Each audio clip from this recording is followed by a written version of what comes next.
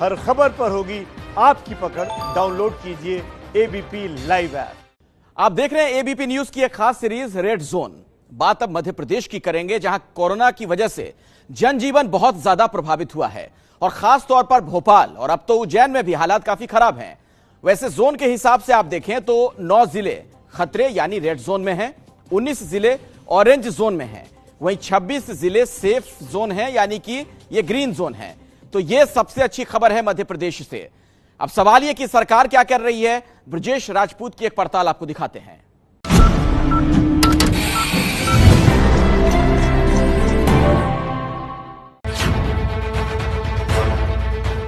तकरीबन 1.5 महीने गुजर जाने के बाद भी मध्य प्रदेश में कोरोना का कहर थमता नजर नहीं आ रहा।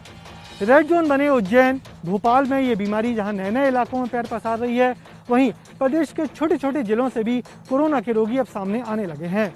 राहत सिर्फ इंदौर में दिख रही है, जहां पर कोरोना काबू में आता हुआ दिख रहा है। हालांकि शिवराज सिंह चौहान की सरकार कोरोना के बाद के दौर में कैसे मजदूरों और किसानों को राहत दी जाए, इसके लिए नए नए संशोधन करने में जुटी हुई है।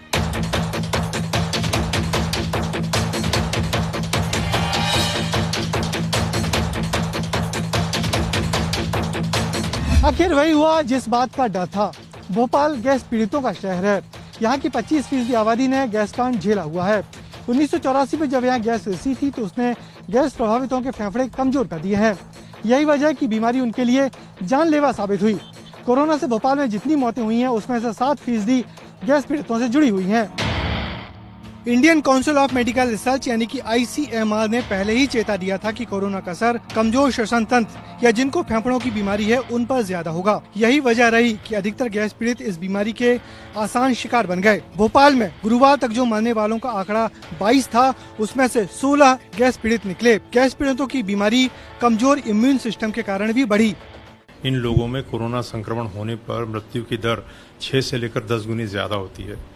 गैस त्रासदी हुई थी 1984 में, आज करीब 35 साल हो गए हैं। किसी का डायलिसिस चल रहा था, कोई हार्ट पेशेंट था, तो ये सभी लोग हाई रिस्क ग्रुप के थे। तो कहीं न कहीं जैसे ही इससे संक्रमित हुए तो उनके शरीर के अंदर रिजर्व वैसे बहुत कम था, इसलिए उन लोगों की मृत्यु हो गई। अभी तक भोपाल शहर में 23 लोग कोविड-19 की वजह से अपनी जान गंवा चुके हैं। इन 23 में से 19 ऐसे लोग हैं जो भोपाल गैस पीड़ित हैं। गैस पीड़ित संगठन लगभग मार्च से ही सरकार को चेता चुके थे कि अगर गैस पीड़ितों के ऊपर विशेष ध्यान नहीं दिया गया तो इसमें बहुत सारे गैस पीड़ित कोविड-19 की वजह से अपनी जान गंवाएंगे। सरकार ने कोई पुख्ता कदम गैस पीड़ितों को बचाने के लिए नहीं उठाए हैं। भोपाल का जहांगीराबाद इलाका कोरोना से सबसे ज्यादा प्रभावित इलाका बन गया है। शहर में 650 से ज्यादा कोरोना पीड़ित हैं, तो इस जहांगीराबाद अकेले में ही 150 से ज्यादा लोग संक्रमित हैं। कोरोना की चपेट में आकर मरने वालों की संख्या भी यहाँ ज्यादा है। गैस पीड़ितों से पीड़ित दूसरा इलाका शहर का मंगलवाड़ा है, जहाँ पर 50 से ज्यादा मरीज अब तक मिल चुके हैं। इन दोनों इलाकों में सख्ती से आवाजाही को रोका जा रहा है। एक अभियान चलाया था कि गैस पीड़ित जो लोग हैं वो घर में रहें, बिल्कुल भी ना निकले, और उस अभियान के कारण ही बहुत सारे लोग उसमें बचे हुए हैं। अभी तक 2000 से ज्यादा सैंपल गैस पीड़ित के लिए जा चुके हैं और इसके लिए पूरा हम लोगों ने BMHRC को एक केंद्र बना रखा है। गैस राहत डिपार्टमेंट से भी पूरी हम लोगों को मदद मिल रही है। एक समस्या आ रही थी कि लोग कहाँ दूर दूर तक जाएंगे, तो ऐसे 19 क्लिनिक जो ऑलरेडी BMHRC के हैं या दूसरे क्लिनिक, उनको फीवर क्लिनिक बना दिया, जो सिर्फ गैस राहत या गैस पीड़ित लोगों के लिए काम करेंगे। मध्य प्रदेश में इंदौर और भोपाल जिले के बाद यदि कहीं कोरोना बेकाबू हुआ है तो वो है उज्जैन जिला। उज्जैन जिले में मरने वालों की दर तकरीबन पूरे देश में सबसे ज्यादा है। शुक्रवार के आंकड़ों पर भरोसा करें तो पूरे उज्जैन जिले में 220 कोरोना संक्रमित हैं, जिसमें से 43 की मौत हो गई है, यानी मरने वाले तकरीबन 20% हैं और ये दर पूरे देश में सबसे ज्यादा है। तो आखिर ऐसा क्या हुआ कि उज्जैन में कोरोना बेकाबू हो गया? हालांकि मुख्यमंत्री ने कलेक्टर SP को हटाकर हालात पे काबू पाने की भी कोशिश तो की है, मगर ये कोशिश कितनी रंग लाएगी ये देखना बाकी है। उज्जैन जिले में पहले बड़नगर में एक ही परिवार में होने वाली मौतें चिंता का कारण बनी। यहाँ के वेद परिवार में कोरोना के चलते एक के बाद एक 6 जानें गयी। जब तक बड़नगर को संभाला जाता, उज्जैन शहर में हालत खराब हो गयी। शहर के कई हिस्से कोरोना से प्रभावित हुए, मगर अब उज्जैन में हुई इन बेतहाशा मौतों के लिए यहाँ के RD गार्डी मेडिकल कॉलेज को जिम्मेदार ठहराया जा रहा है। यहाँ के कुप्रबंधन और चिकित्सकों की लापरवाही ने बजाय हालत को संभालने के शहर की हालत बिगाड़ दी। लोग जो हैं सामने नहीं आ रहे हैं, दिखा नहीं रहे हैं। पॉजिटिव व्यक्ति है वो इधर उधर घूम रहा है, अपने मोहल्ले वालों से मिल रहा है, घर वालों से मिल रहा है, उसकी वजह से फैल रहा है। लॉकडाउन में भी थोड़ी ढिलाई जो है वो दिखी, कैसे व्यवस्था बेहतर हो, हॉस्पिटल्स का मैनेजमेंट अच्छा हो, लोगों का प्रेजेंटेशन बहुत जल्दी हो और डेथ्स जो हैं वो पूरी तरीके से उन पर लगाम लगे, इस पर हमको काम करने की आवश्यकता है। मध्य प्रदेश में कोरोना का हाल मर्ज बढ़ता गया, ज्यों-ज्यों दवाकी की तरह होता जा रहा है। शिवराज सरकार की तमाम कोशिशों के बाद भी कोरोना संक्रमितों के आंकड़े बढ़ते जा रहे हैं।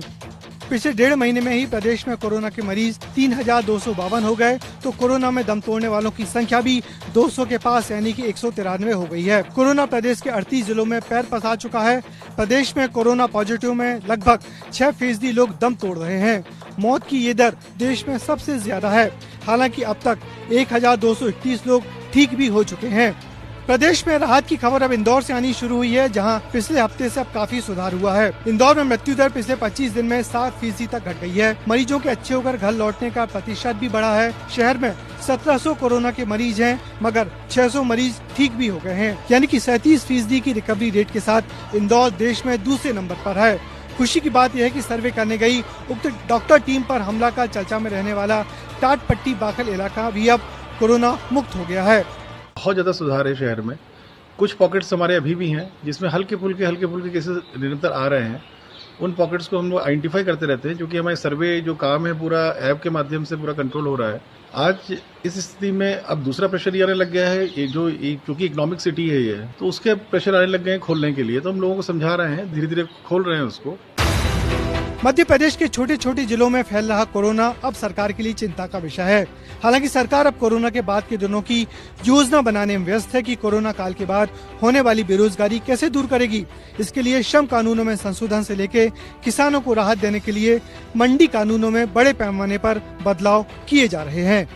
जो लेबर लॉज में सुधार प्रतीक्षित थे, वो सुधार हमने मध्य प्रदेश में किए हैं। ये सुधार न केवल इन्वेस्टर फ्रेंडली है, बल्कि मजदूरों के हितों का भी पूरा ध्यान रखते हैं। कोरोना से लड़ाई लंबी है, इसलिए यदि सरकार सोचे कि एक रणनीति से काम चल जाएगा तो ये संभव नहीं है। लॉकडाउन कब तक और लॉकडाउन के बाद क्या, ये वो सवाल है जिनके जवाब शिवराज सिंह चौहान को आने वाले दिनों में अपनी जनता को देने होंगे, वरना घरों में बंद लोगों का धीरज तो जवाब दे ही गया है। कैमरामैन होमेन देशमुख के साथ ब्रजेश राजपूत, एबीपी न्यूज, भोपाल।